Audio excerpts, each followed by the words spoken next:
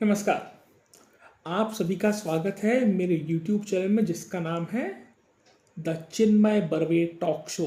जी हाँ, और जहां हम बात करते हैं उन विषयों पे जो राजनीति और देश से जुड़े हुए हैं और इन विषयों को सरल भाषा में समझते हैं। और इसी क्रम में आज हम बात करेंगे नीट पेपर लीक की। नीट परीक्षा क्या है, पेपर कैसे लीक हुआ, कब लीक हुआ और इस पूरे क्रम में अभी तक क्या क्या हो चुका है। तो हम सबसे पहले जानेंगे कि नीट परीक्षा का फुल फॉर्म क्या है। नीट परीक्षा का फुल फॉर्म है national eligibility cum entrance test. इसको कौन करवाता है? इसको करवाता है नेशनल टेस्ट एजेंसी, जो एजुकेशन मिनिस्ट्री के अंडर आता है। ये टेस्ट किन पढ़ाई और किन कोर्सेज के लिए किया जाता है? तो ये MBBS, BDS मतलब कि डेंटिस्ट कोर्सेज और आयुष कोर्सेज के लिए किया जाता है। और इसके जो मूल विषय होते हैं वो होते हैं फिजिक्स, केमिस्ट्री एंड बायोलॉजी। तो हर साल की तरह इस साल भी 3 मई 2026 को नीट का पेपर हुआ। नीट का पेपर हुआ, उसके बाद तो सब कुछ ठीक था, लेकिन जल्दी देश दुनिया में खबर फैल गई कि पेपर लीक हुआ है। जी हाँ, और इस पेपर के विसल ब्लोअर थे शशिकांत सुतार, जो राजस्थान के सीकर में केमिस्ट्री के टीचर हैं और जो पेशे से ट्यूटर भी हैं, मतलब अपनी कोचिंग क्लास भी चलाते हैं। तो जब 3 मई को एग्ज़ाम हुई, उसके बाद इनको टेलीग्राम और व्हाट्सएप पे सर्कुलेट हो रही थी एक PDF, जो इनको भी रिसीव हुई। तो इन्होंने उसको जब चेक किया तो उसमें उन्होंने ये पाया कि बहुत सारे क्वेश्चंस जो है वो ओरिजिनल पेपर से मैच हो रहे थे। तो जब इन्होंने AI टूल्स के माध्यम से और टेक्नोलॉजी के माध्यम से अध्ययन किया उसका, तो लगभग केमिस्ट्री के तो सभी 45 के 45 सवाल उसमें मैच हो रहे थे, लेकिन बायोलॉजी के 90 सवाल। तो कुल मिला के 135 से 145 सवाल पूरे के पूरे 10 के 10 क्रमवार छपे हुए थे उसके अंदर। ये जानकारी जैसी वेरीफाई हुई, उसके तुरंत बाद जो शशिकांत जी थे उन्होंने लोकल अथॉरिटीज़ को इसकी शिकायत की। और एक आध दिन में जब उन्होंने देखा कि लोकल अथॉरिटीज़ कोई एक्शन नहीं ले रही, तो उन्होंने खुद ही इसके सबूत इकट्ठा किए और 7 मई 2026 को NTA, जिसको कहते हैं नेशनल टेस्टिंग एजेंसी, उसको विस्तृत मेल भेजे और PMO, CBI और राजस्थान पुलिस को भी सूचित किया। ये सूचना फैलते ही हड़कंप मच गया और उनके सबूतों के आधार पर आधिकारिक जांच शुरू हुई, जो बेसिक जांच होती है। और सबसे पहले सरकार ने 3 मई को जो टेस्ट हुई थी उसको रद्द कर दिया और 12 मई को शिक्षा मंत्रालय ने CBI के पास केस रजिस्टर कर दिया और केस की जांच करने के लिए CBI को आदेश दे दिया। जैसे ही ये पेपर लीक की शिकायत पब्लिक में आई और ये तय हुआ कि अब जो 3 मई की एग्ज़ाम है वो कैंसिल होगी, देश भर में जिन छात्रों ने परीक्षा दी थी उनकी आत्महत्या करने का एक लंबा चौड़ा दौर शुरू हो गया। लगभग 22 छात्रों ने अपनी जान दे दी और हड़कंप मच गया। इस बात को लेके विशेष रूप से युवाओं में बहुत गुस्सा था। जो नीट एस्पायरेंट थे उनमें बहुत गुस्सा था। इसके बाद जब CBI ने ताबड़तोड़ काम करना चालू किया तो 14 मई से लेके 18 मई के बीच में कम से कम 13-14 लोगों को गिरफ्तार किया। और इसमें 13 जिन मुख्य लोगों को गिरफ्तार किया है, जिनमें मास्टरमाइंड लोग भी शामिल हैं, और दूसरी सूची उनकी है जिसमें जो है कोऑर्डिनेटर्स, जिन्होंने उस पेपर को स्प्रेड किया, फैलाया पूरे नेटवर्क में। तो इसमें आप जानते हैं जो सबसे पहले जिनको अरेस्ट किया वो थे प्रोफेसर PV कुलकर्णी, जो खुद पुणे के रहने वाले रिटायर्ड केमिस्ट्री के लेक्चरर हैं और NTA के ट्रांसलेशन टीम के कोर मेंबर हैं। उसके बाद बारी आती है लातूर के शिवराज रघुनाथ मोटेगांवकर की, जो एक कोचिंग क्लास चलाते हैं रेणुकाई करियर सेंटर के नाम से। उसके बाद अगली बारी आती है 3 महिलाओं की। तीनों का नाम मनीषा है। एक मनीषा गुरुनाथ मंदारे हैं, एक मनीषा संजय हवलदार है और एक मनीषा वाघमारे हैं। मनीषा मंदारे जो है वो पुणे की बॉटनी टीचर हैं, जो NTA पैनल की पूर्व सदस्य रही है। आप देखिए कितने रसूखदार लोग थे जिन पे सरकार ने विश्वास किया और उन्होंने ही पेपर लीक किया उन्होंने चंद रुपयों के लिए। मनीषा वाघमारे पुणे की लोकल कोऑर्डिनेटर थी और एक सलून चलाती थी। और इसके अलावा जो मनीषा हवलदार है वो पुणे के एक बहुत रेपुटेड स्कूल में हेड मिस्ट्रेस रह चुकी हैं, जिन्होंने फिजिक्स के पेपर लीक किए। इसके अलावा जो डिस्ट्रीब्यूटर्स जो बिचौली हैं उनमें नाम आता है शुभम खैरनार जो नासिक के थे, यश यादव जो गुरुग्राम में BA MS का स्टूडेंट है और जो उस पूरे रीजन को संभाल रहे थे। इसके अलावा जयपुर से एक ही परिवार के 3 लोग, मांगीलाल बिवाल, विकास बिवाल और दिनेश बिवाल, ये इस लीक किए हुए मटेरियल के प्रिंटर और खरीदार थे। इसके अलावा महाराष्ट्र से धनंजय लोखंडे, तेजस हर्षद कुमार शाह और डॉक्टर मनोज शिरूर जो लातूर के चाइल्ड स्पेशलिस्ट थे, इन सारे लोगों को CBI ने अरेस्ट किया। और जब अरेस्ट किया उसके बाद इंटरनल स्क्रूटिनी हुई और भी सुप्रीम कोर्ट में भी केस दर्ज हुआ, कमेटी फॉर्म हुई जो सुप्रीम कोर्ट की निगरानी में काम कर रही है। इसके अलावा जो इम्पोर्टेंट चीज़ हुई जहाँ से चीज़ें टर्न होनी चालू हुई, आपको याद होगा कि ऑनलाइन एक पार्टी क्रिएट हुई थी, कॉकरोच जनता पार्टी। इसका जो संस्थापक था अभिजीत दिग्गे, जो 6 जून को जिसने नीट परीक्षा में हुई गड़बड़ियों के खिलाफ जमीनी स्तर पे विरोध प्रदर्शन करना शुरू किया। और जब शुरू में विरोध प्रदर्शन चालू हुआ था तो इनकी बहुत मजाक उड़ी थी कि अनुभवहीन है, जो बात सच भी है, वो अनुभवहीन भी थे, उन्हें कुछ पता नहीं था। और शुरू में जब प्रोटेस्ट चालू हुआ था तो बहुत बिखरा बिखरा सा लग रहा था कि लीडर्स को कुछ पता नहीं है क्या करना है, क्या बोलना है। कोई कॉफ़ी की जिप मार रहा है, वहाँ उमर खालिद के लिए नारे लगाए जा रहे हैं, वहाँ पर बहुत सी ऐसी चीज़ें हो रही हैं जिनका नीट से कोई लेना देना नहीं है। लेकिन इस आंदोलन में असली जोर तब पकड़ा जब 28 जून को नीट आंदोलन के लिए सोनम वांगचुक अनिश्चितकालीन भूख हड़ताल पर बैठ गए। और उनकी मूल 3 मांगे थी। एक तो ये था कि शिक्षा मंत्री धर्मेंद्र प्रधान को इसकी जिम्मेदारी लेते हुए इस्तीफा देना चाहिए, जिन बच्चों ने आत्महत्या कर ली है उनको मुआवजा मिलना चाहिए, और तीसरा कि जो नीट का प्रोसेस है ये ट्रांसपेरेंट हो और इसमें कोई लीक ना हो, इस बात को सुनिश्चित करने के लिए स्ट्रॉन्ग एक्शंस लिए जाएं। 20 जुलाई को संसद सत्र चालू होने वाला था। अब 15-16 जुलाई तक तो इतना कुछ सीरियस हुआ नहीं, सोनम वांगचुक हड़ताल पे बैठे थे, 15-17 दिन हो गए थे। उसके बाद धीरे धीरे नामचीन सेलिब्रिटीज़ का उस मंच पे आना चालू हुआ जिसमें शबाना आज़मी शामिल हैं, जिसमें कुछ पॉलिटिकल लीडर्स शामिल हैं, अरविंद केजरीवाल, मनीष सिसोदिया, आतिशी, ये सारे नेता वहाँ जा चुके। डिम्पल यादव भी संसद सत्र चालू होने से पहले वहाँ गई थी। अब असली खेल शुरू हुआ 20 जुलाई को, जिस दिन संसद सत्र शुरू होने वाला था।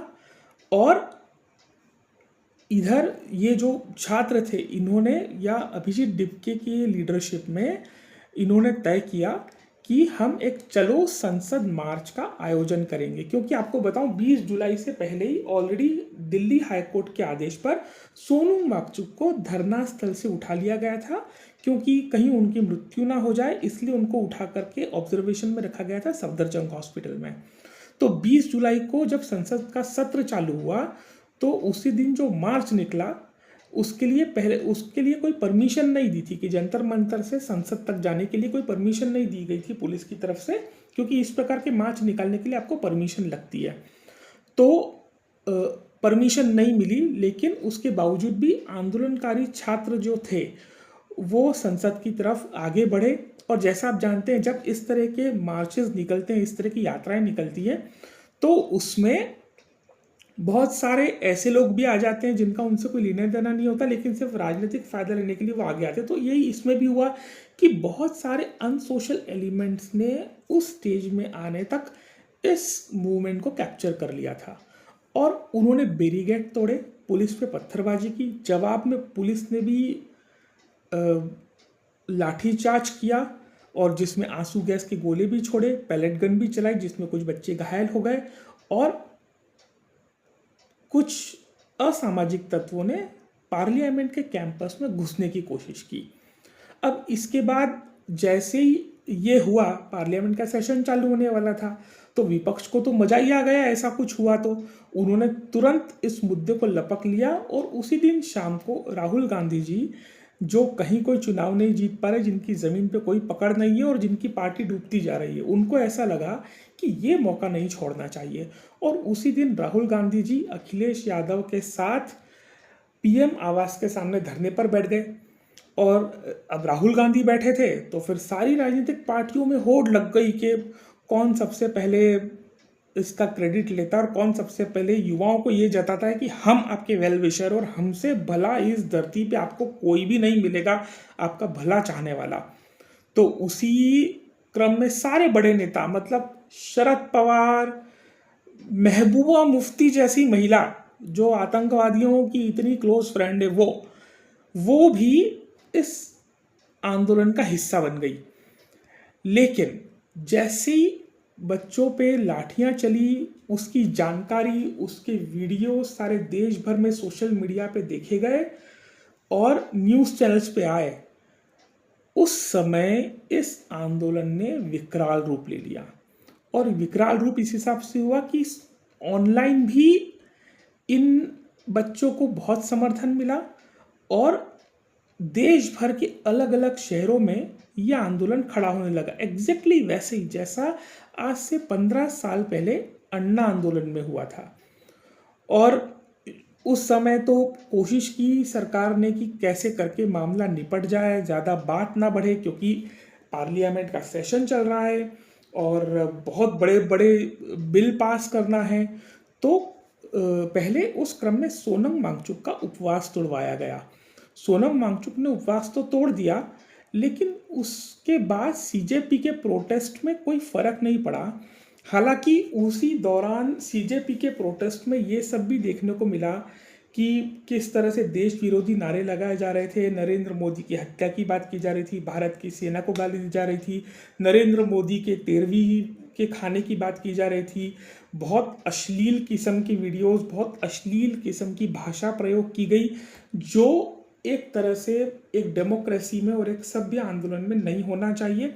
और इसमें सबसे बड़ी शॉकिंग चीज़ ये थी कि चले कि जो बच्चे वो अश्लील भाषा प्रयोग कर रहे थे उन्होंने तो उसको करा, लेकिन विपक्ष के एक भी नेता ने इस बात का विरोध नहीं करा कि भारत के प्रधानमंत्री के बारे में या मीडिया कर्मियों के बारे में इस तरह की गंदी भाषा का प्रयोग नहीं होना चाहिए, क्योंकि कड़वी से कड़वी बात भी सभ्य भाषा में बोली जा सकती है, मैं ये मानता हूँ।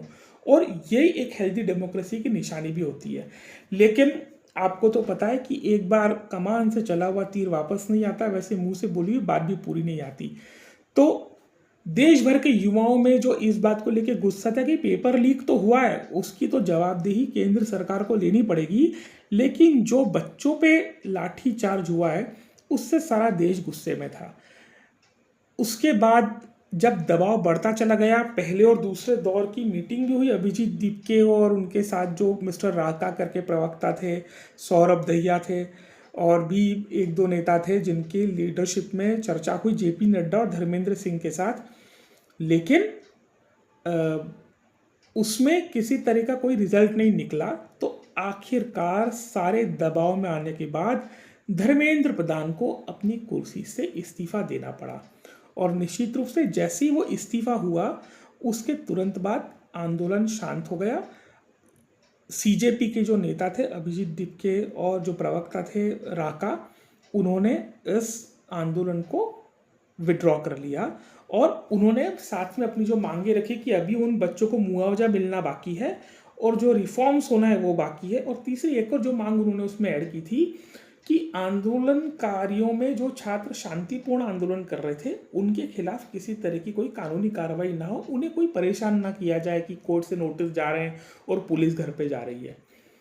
अब मैं ये मानता हूँ कि धर्मेंद्र प्रधान का इस्तीफा हुआ, ये सही भी हुआ, ये गलत भी हुआ, क्योंकि कहीं ना कहीं ये किसी भी पार्टी की सरकार हो उनको एक मैसेजिंग जानी चाहिए कि भाई आपकी जवाबदेही बनती है।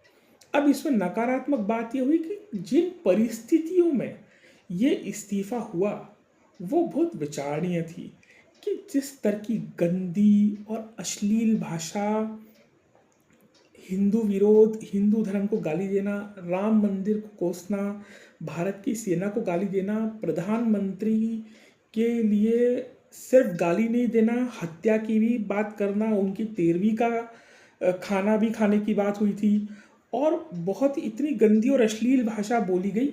और सबसे बड़ी बात ये कि वो छात्र जो ये बातें बोल रहे थे, उनमें सारे बोलने वाले तो छात्र नहीं थे, वो साफ साफ दिख रहा था, लेकिन जो छात्र ये बातें बोल रहे थे, आप एक बार सोच के देखिए कि सोशली उनका इमेज किस तरह का बनेगा कि इन्होंने पब्लिकली इस तरह के अश्लील और बेहद गिरे स्तर के कमेंट किए हुए हैं।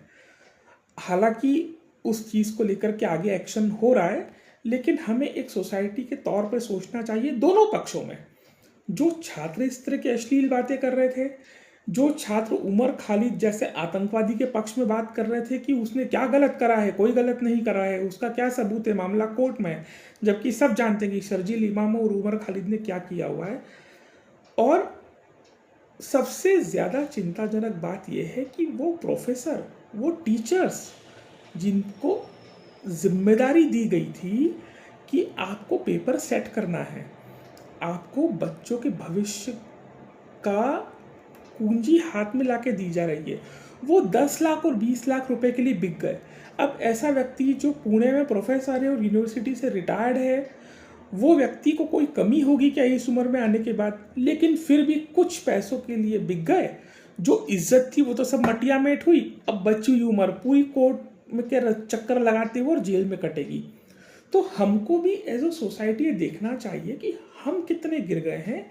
हालांकि इस पूरी प्रोसेस के दौरान केंद्र सरकार ने कुछ एक दो महत्वपूर्ण स्टेप्स लिए। एक तो धर्मेंद्र प्रधान का इस्तीफा लिया, उसकी जगह प्रहलाद जोशी आएंगे। और दूसरा ये है कि एनटीए में मौजूद एनटीए अथॉरिटी में मौजूद 47 ऑफिसर्स को सस्पेंड किया गया है कि उनकी कमांड कम होने के कारण ये पेपर लीक हुआ। और एक बहुत स्ट्रॉन्ग कानून जिसमें कुछ करोड़ों में जो है दंड लगेगा जो व्यक्ति पेपर लीक में इन्वॉल्व होगा, और 10 साल से ऊपर की जेल, इस तरह का एक लॉ ड्राफ्ट किया गया है जो मंडे को पार्लियामेंट में प्रेजेंट होगा। इस बात की उम्मीद की जा रही है कि ये बिल पास हो जाएगा, क्योंकि नरेंद्र मोदी सरकार तो पूरे बहुमत में है अभी सरकार, उसमें तो कोई टेंशन है नहीं। और ये मुद्दा ही ऐसा है जिसमें कोई पार्टी अपोज करेगी भी नहीं, क्योंकि छात्रों से दुश्मनी कोई नहीं लेना चाहता, युवा वोटरों से कोई दुश्मनी लेना चाहता। और इसमें एक और चीज़ ये है कि जो विपक्ष को उम्मीद थी कि इसका हम जम के फ़ायदा उठाएंगे, पॉलिटिकल माइलेज मिलेगा, धर्मेंद्र प्रधान का इस्तीफा होने के बाद वो पॉलिटिकल माइलेज की उम्मीद पूरी तरह नस्त नाबूद और ख़त्म हो गई। उल्टे आम आदमी पार्टी को लेने के देने पड़ेंगे, क्योंकि पंजाब में भी पेपर लीक हुआ है तो वहाँ के मंत्री का इस्तीफा मांगा जा रहा है। केंद्र में तो कोई चुनाव है नहीं, धर्मेंद्र प्रधान ने आज इस्तीफा दिया, 2-3 महीने बाद लोग भूल जाएंगे, लेकिन पंजाब में तो अभी 3-4 महीने बाद चुनाव है। तो अब आम आदमी पार्टी कटघरे में आ गई है और फंस गई है।